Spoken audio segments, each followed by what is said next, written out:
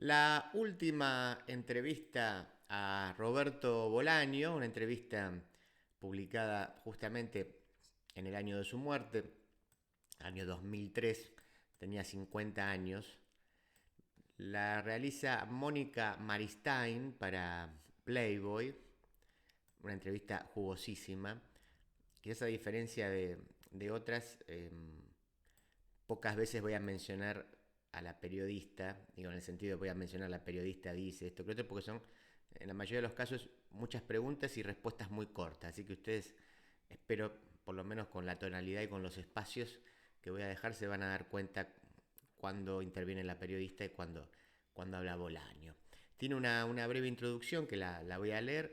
Para los que nos escuchan por la radio va a ser un recorte, voy a leer más o menos un poquito más de la mitad de la entrevista y para que nos ven en el canal de YouTube la voy a leer entera.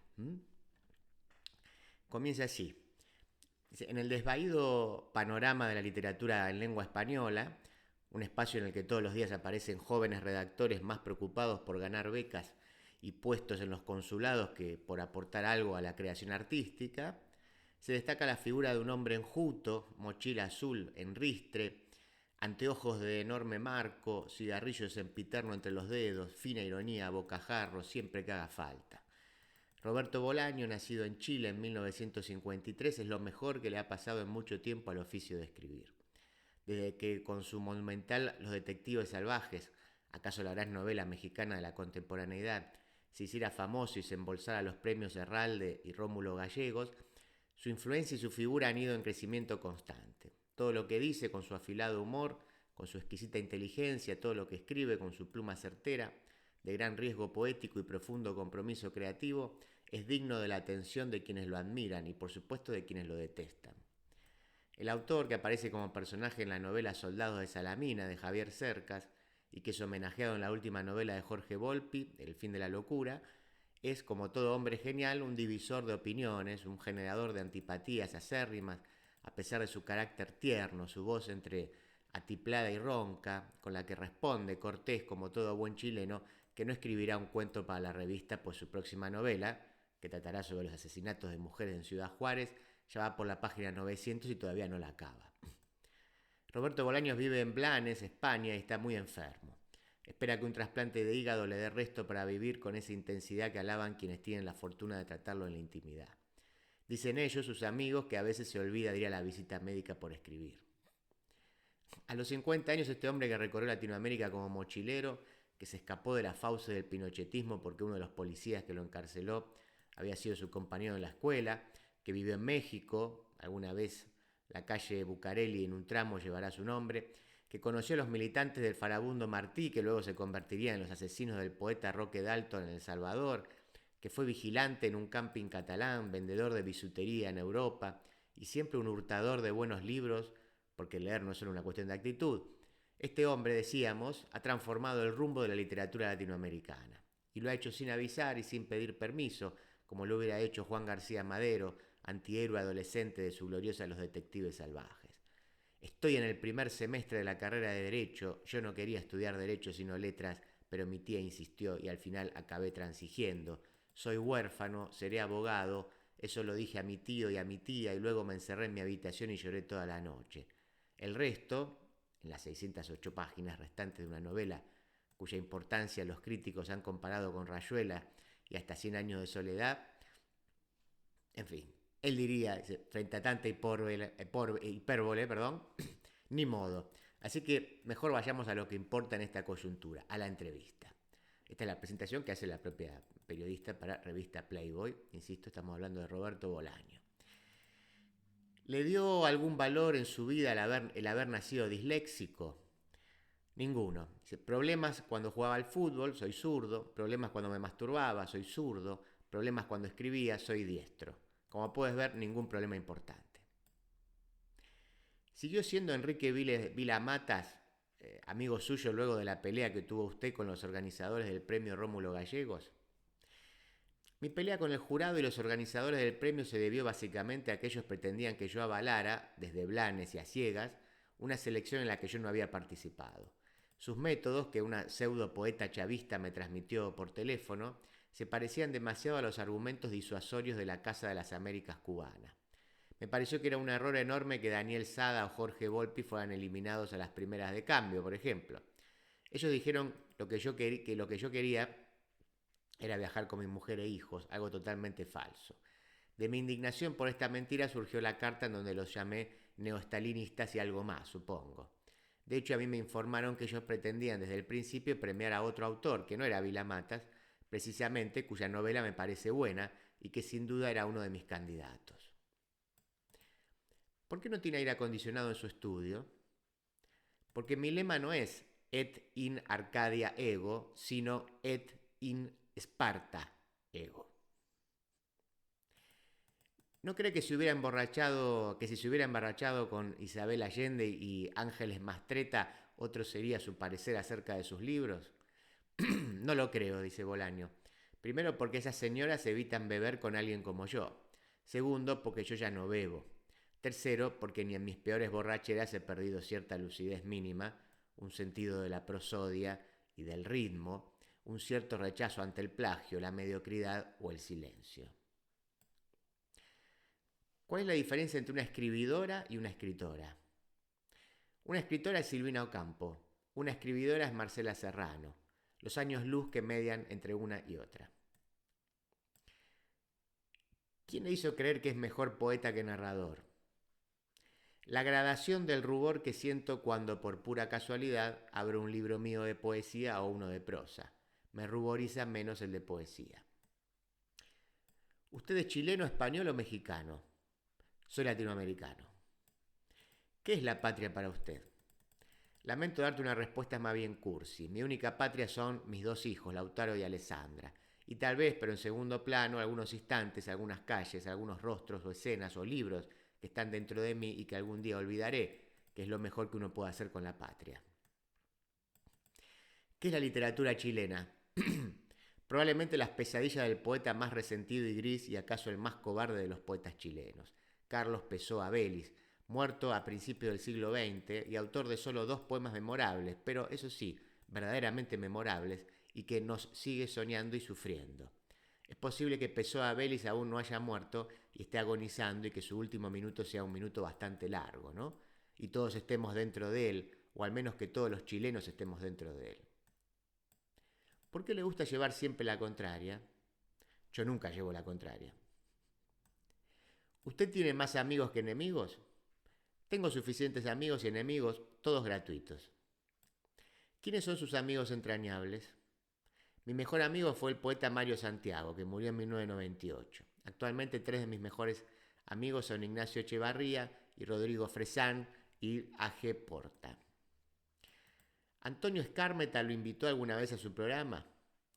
Una secretaria suya, tal vez su mucama, me llamó una vez por teléfono. Le dije que estaba demasiado ocupado. ¿Javier Cercas compartió con usted las regalías por soldados de Salamina? No, por supuesto. ¿Enrique Lin, Jorge Taylor o Nicanor Parra? Nicanor Parra, por encima de todos, incluidos Pablo Neruda y Vicente Huidobro y Gabriela Mistral. Eugenio Montale, Eliot o Villaurrutia. Montale. Si en lugar de Eliot estuviera James Joyce, pues Joyce. Si en lugar de Eliot estuviera Ezra Pound, sin duda Pound. John Lennon, Lady Di o Elvis Presley. The Pogues o Suicide o Bob Dylan. Pero bueno, no nos hagamos los remilgados. Elvis Forever. Elvis con una chapa de sheriff conduciendo un Mustang y atiborrándose de pastillas y con su voz de oro. ¿Quién lee más, usted o Rodrigo Fresán? Depende. El oeste es para Rodrigo, el este es para mí. Luego nos contamos los libros de nuestras correspondientes áreas y parece que lo hubiéramos leído todo. ¿Cuál es el mejor poema de Pablo Neruda según usted? Casi cualquiera de Residencia en la Tierra.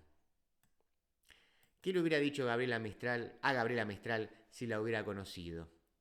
Mamá, perdóname, he sido malo, pero el amor de una mujer hizo que me volviera bueno. ¿Y a Salvador Allende? Poco o nada. Los que tienen el poder, aunque sea por poco tiempo, no saben nada de literatura, solo les interesa el poder.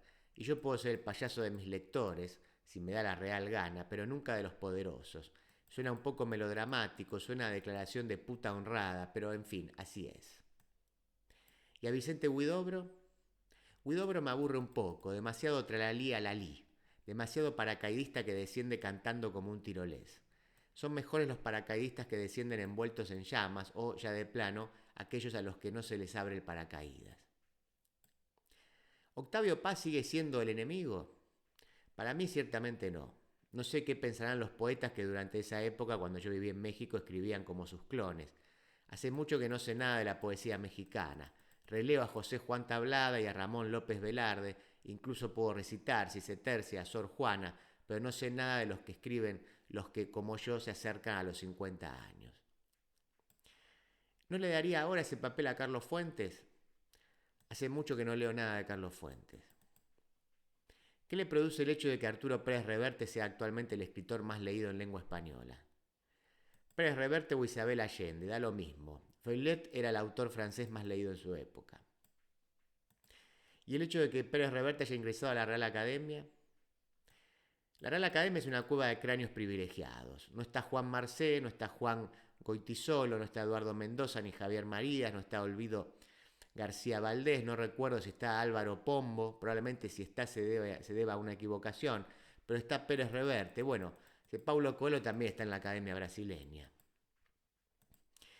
¿Se arrepiente de haber criticado el menú que le sirvió Diamela el Tit? Nunca critiqué su menú. Si acaso tendría que haber criticado su humor, un humor vegetariano o mejor a dieta.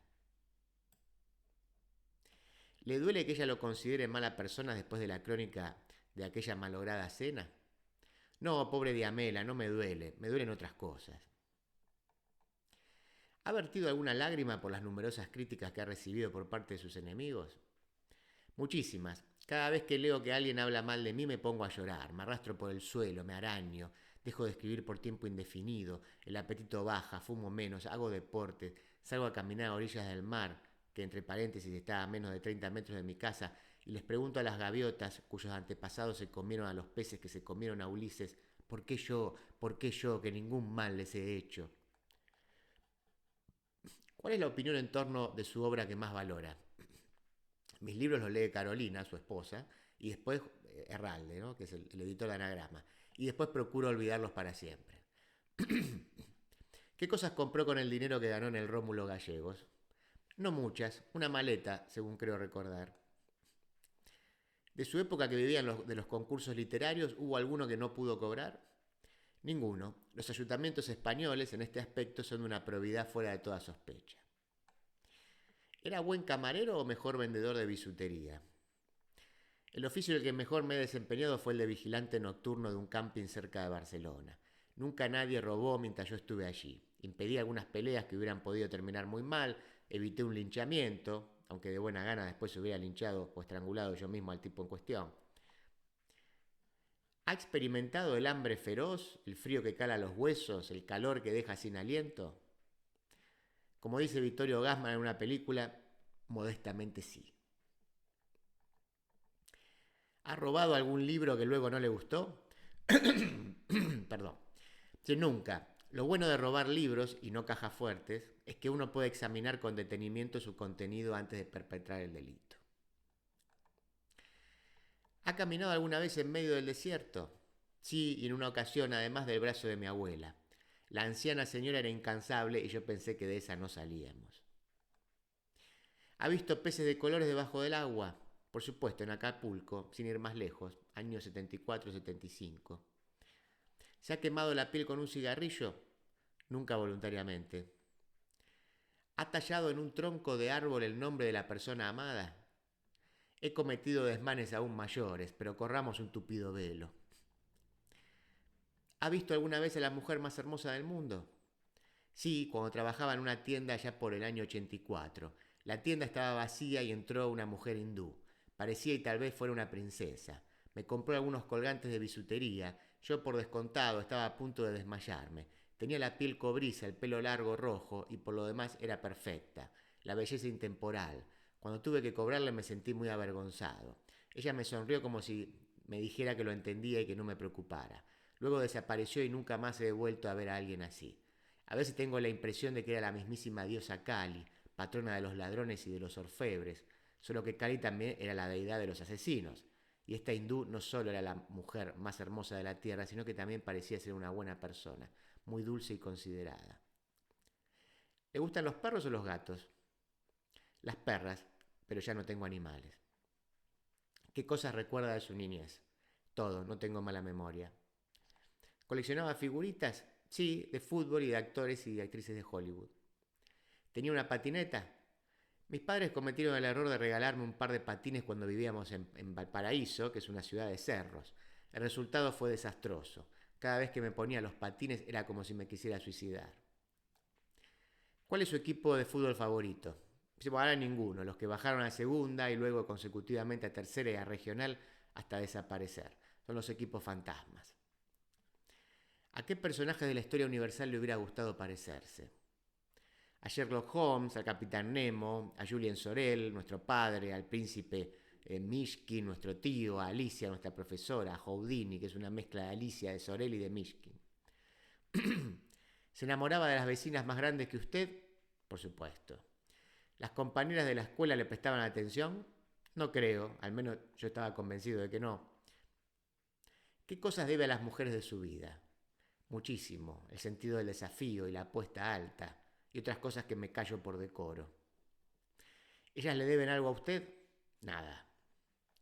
¿Ha sufrido mucho por amor? La primera vez mucho, después aprendí a tomarme las cosas con algo más de humor. ¿Y por odio? Aunque suene un poco pretencioso, nunca he odiado a nadie. Al menos estoy seguro de ser incapaz de un odio sostenido. Y si el odio no es sostenido, no es odio, ¿no? ¿Cómo enamoró a su esposa? Cocinándole arroz. En esa época yo era muy pobre y mi dieta era básicamente de arroz, así que lo aprendí a cocinar de muchas formas. ¿Cómo era el día que se hizo padre por primera vez?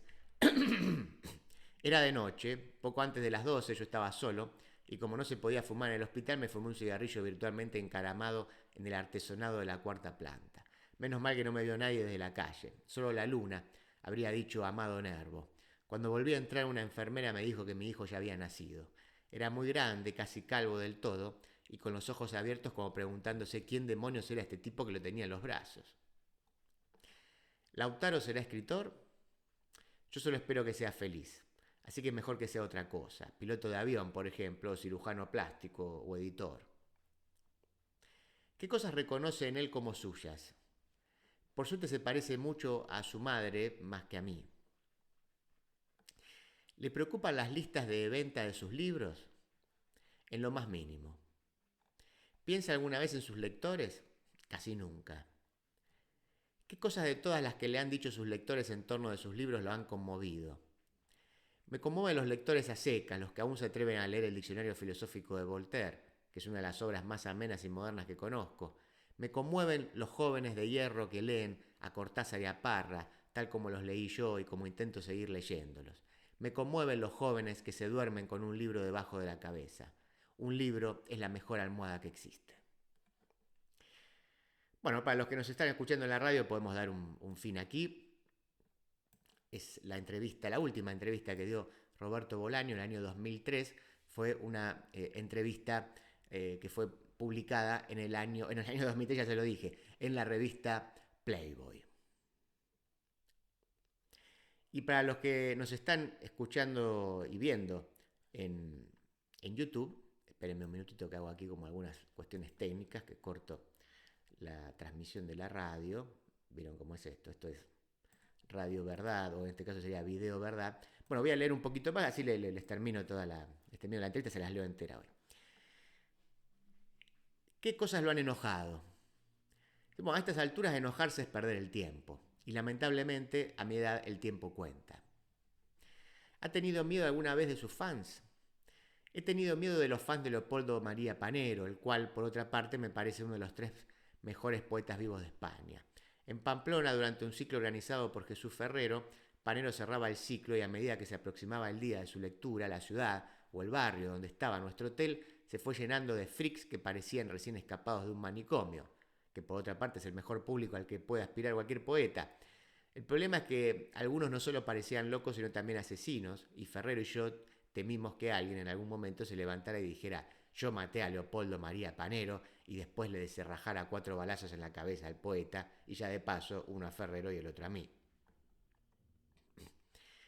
¿Qué siente cuando hay críticos como Darío Oces que considera que usted es el escritor latinoamericano con más futuro?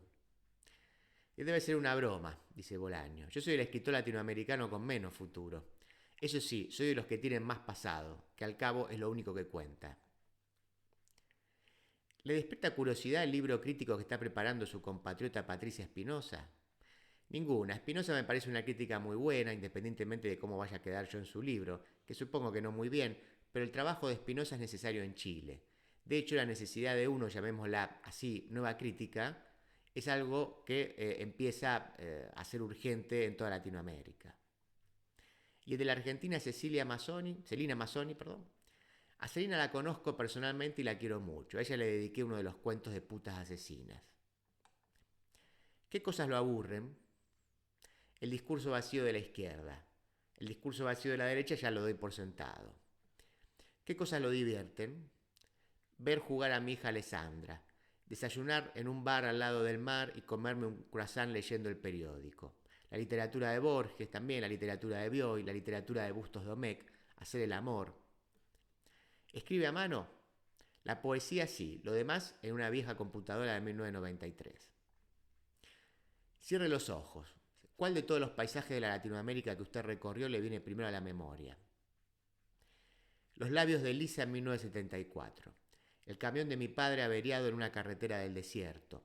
El pabellón de tuberculosos de un hospital de Cauquenes y mi madre que nos dice a mi hermana y a mí que aguantemos la respiración. Una excursión al Popocatépetl con Lisa, Mara y Vera y alguien más que no recuerdo, aunque sí recuerdo los labios de Lisa, su sonrisa extraordinaria. ¿Cómo es el paraíso? Como Venecia, espero, un lugar lleno de italianas e italianos, un sitio que se usa y se desgasta y que sabe que nada perdura, ni el paraíso, y que eso al fin y al cabo no importa. ¿Y el infierno? Como Ciudad Juárez, que es nuestra maldición y nuestro espejo, el espejo desasosegado de nuestras frustraciones y de nuestra infame interpretación de la libertad y de nuestros deseos. ¿Cuándo supo que estaba gravemente enfermo? En el 92. ¿Qué cosa de su carácter cambió la enfermedad? Ninguna. Supe que no era inmortal, lo cual a los 38 años ya iba siendo hora de que lo supiera. ¿Qué cosas desea hacer antes de morir? Ninguna en especial. Bueno, preferiría no morirme, claro, pero tarde o temprano la distinguida dama llega. El problema es que a veces no es una dama, ni mucho menos es distinguida, sino más bien, como dice Nicanor Parra en un poema, es una puta caliente, que es algo que hace dar diente con diente al más pintado. ¿Con quién le gustaría encontrarse en el más allá? No creo en el más allá. Si existiera, qué sorpresa, me matricularía de inmediato en algún curso que estuviera dando Pascal. ¿Pensó alguna vez en suicidarse? Por supuesto. Si en alguna ocasión sobreviví precisamente porque sabía cómo suicidarme si las cosas empeoraban. ¿Creyó en algún momento que se estaba volviendo loco? Por supuesto, pero me salvó siempre el sentido del humor. Me contaba historias que me volvían loco de risa, o recordaba situaciones que hacían que me tirara al suelo a reírme. La locura, la muerte y el amor, ¿de qué de estas tres cosas ha habido más en su vida? Espero de todo corazón que haya habido más amor. ¿Qué cosas lo hacen reír a mandíbula batiente? Las desgracias propias y ajenas. ¿Qué cosas lo hacen llorar? Lo mismo, las desgracias propias y ajenas. ¿Le gusta la música? Mucho. ¿Usted ve su obra como la suelen ver sus lectores y críticos, arriba de todos los detectives salvajes y luego todo lo demás? La única novela de la que no me avergüenzo es Amberes, tal vez porque sigue siendo ininteligible. Las malas críticas que ha recibido son mis medallas ganadas en combate, no en escaramuzas con fuego simulado. El resto de mi obra, pues bueno, no está mal, son novelas entretenidas, el tiempo dirá si algo más. Por ahora me dan dinero, se traducen, me sirven para hacer amigos que son muy generosos y simpáticos, puedo vivir y bastante bien de la literatura, así que quejarse sería más bien gratuito y desagradecido. Pero la verdad es que no les concedo mucha importancia a mis libros. Estoy mucho más interesado en los libros de los demás. ¿No le sacaría algunas páginas a los detectives salvajes? No, para sacarle páginas tendría que releerlo y eso mi religión me lo prohíbe. ¿No le da miedo que alguien quiera hacer la versión cinematográfica de la novela? Ay, Mónica, yo les tengo miedo a otras cosas. digamos, cosas más terroríficas, infinitamente más terroríficas. ¿El Ojo Silva es un homenaje a Julio Cortázar? De ninguna manera. Cuando terminó de escribir El Ojo Silva, ¿no sintió que había escrito un cuento capaz de estar a la altura, por ejemplo, de Casa Tomada? Cuando terminé de escribir El Ojo Silva dejé de llorar o algo parecido. ¿Qué más quisiera yo que se pareciera a uno de Cortázar, aunque Casa Tomada no es uno de mis favoritos? ¿Cuáles son los 5 libros que marcaron su vida? Mis 5 libros en realidad son 5.000. Menciono esto solo a manera de punta de lanza o embajada aviesa. El Quijote de Cervantes, Moby Dick de Melville, La obra completa de Borges, Rayuela de Cortázar, La conjura de los necios de Kennedy Toole. Pero también debería citar Nadja de Breton, las cartas de Jacques Vallée, Todo Ubu de Harry, La vida, instrucciones de uso de Perec, El castillo del proceso de Kafka, los aforismos de Lichtenberg, el Tractatus de Wittgenstein, La invención de Morel de Bioy, el Satiricón de Petronio, la historia de Roma de Tito Livio, los pensamientos de Pascal. ¿Se lleva bien con su editor? Bastante bien. Herralde es una persona inteligente y a menudo encantadora. Tal vez ahí me convendría más que no fuera tan encantador. Lo cierto es que ya hace 8 años que lo conozco y al menos de mi parte el cariño no hace más que crecer, como dice un bolero, aunque tal vez me convendría no quererlo tanto. ¿Qué dice de los que piensan que Los detectives salvajes es la gran novela mexicana de la contemporaneidad? Que lo dicen por lástima. Me ven decaído desmayándome en las plazas públicas y no se les ocurre nada mejor que una mentira piadosa, que por lo demás es lo más indicado en estos casos y ni siquiera es pecado venial. ¿Es cierto que fue Juan Villoro el que le convenció para que no titulara Tormentas de mierda su novela Nocturno de Chile? Sí, bueno, entre Villoro y Herralde fue. ¿De quién más escucha consejos alrededor de su obra? Yo no escucho consejos de nadie, ni siquiera de mi médico. Yo doy consejos a diestra y siniestra, pero no escucho a ninguno. ¿Cómo es Blanes? Un pueblo bonito, una ciudad pequeñita de 30.000 habitantes, bastante bonita. Fue fundada hace 2000 años por los romanos y luego pasaron por aquí gente de todos los lugares. No es un balneario de ricos, sino de proletarios, obreros del norte o del este. Algunos se quedan a vivir para siempre. La bahía es bellísima. ¿Extraña algo de su vida en México? Mi juventud y las caminatas interminables con Mario Santiago. ¿A qué escritor mexicano admira profundamente? A muchos de mi generación admiro a Sada, cuyo proyecto de escritura me parece el más arriesgado, a Villoro, a Carmen Boullosa. Entre los más jóvenes me interesa mucho lo que hacen Álvaro Enrique y Mauricio Montiel, o Volpi e Ignacio Padilla. Sigo leyendo a Sergio Pitol, que cada día escribe mejor, y a Carlos Monsiváis, el cual, según me contó Villoro, motejó como Polpit a Taibo 2 o 3 o 4, lo que me parece un hallazgo poético. Polpit es perfecto, ¿no? Monsiváis sigue con las uñas aceradas. También me gusta mucho lo que hace Sergio González Rodríguez. ¿El mundo tiene remedio? El mundo está vivo y nada vivo tiene remedio, y esa es nuestra suerte. ¿Usted tiene esperanzas en qué o en quiénes? Mi querida Maristain, vuelve usted a empujarme a los potreros de la cursilería, que son mis potreros natales. Yo tengo esperanza en los niños y en los guerreros. En los niños que follan como niños y en los guerreros que combaten como valientes. ¿Por qué? Me remito a la lápida de Borges, como diría el ínclito Gervasio Montenegro de la Academia, como Pérez Reverte, fíjese usted, y no hablemos más de este asunto. ¿Qué sentimientos le despierta la palabra póstumo? Suena a nombre de gladiador romano, un gladiador invicto, o al menos eso quiere creer el pobre póstumo para darse valor. ¿Qué opina de quienes opinan que usted ganará el premio Nobel? Estoy seguro, querida Maristain, de que no lo ganaré, como también estoy seguro de que algún atorrante de mi generación sí que lo ganará y ni siquiera me mencionará de pasada en su discurso de Estocolmo. ¿Cuándo ha sido más feliz? Yo he sido feliz casi todos los días de mi vida, al menos durante un ratito, incluso en las circunstancias más adversas. ¿Qué le hubiera gustado ser si no hubiera sido escritor? Me hubiera gustado ser detective de homicidios, mucho más que ser escritor. De eso estoy absolutamente seguro. Un tira de homicidios, alguien que puede volver solo de noche a la escena del crimen y no asustarse de los fantasmas. Tal vez entonces sí que me hubiera vuelto loco, pero eso siendo policía se soluciona con un tiro en la boca. ¿Confiesa que ha vivido? Bueno, sigo vivo, sigo leyendo, sigo escribiendo y viendo películas. Y como les dijo Arturo Prat a los suicidas de la Esmeralda, mientras yo viva, esta bandera no se arriará. Roberto Bolaño, su última entrevista publicada en el año 2003 en revista Playboy.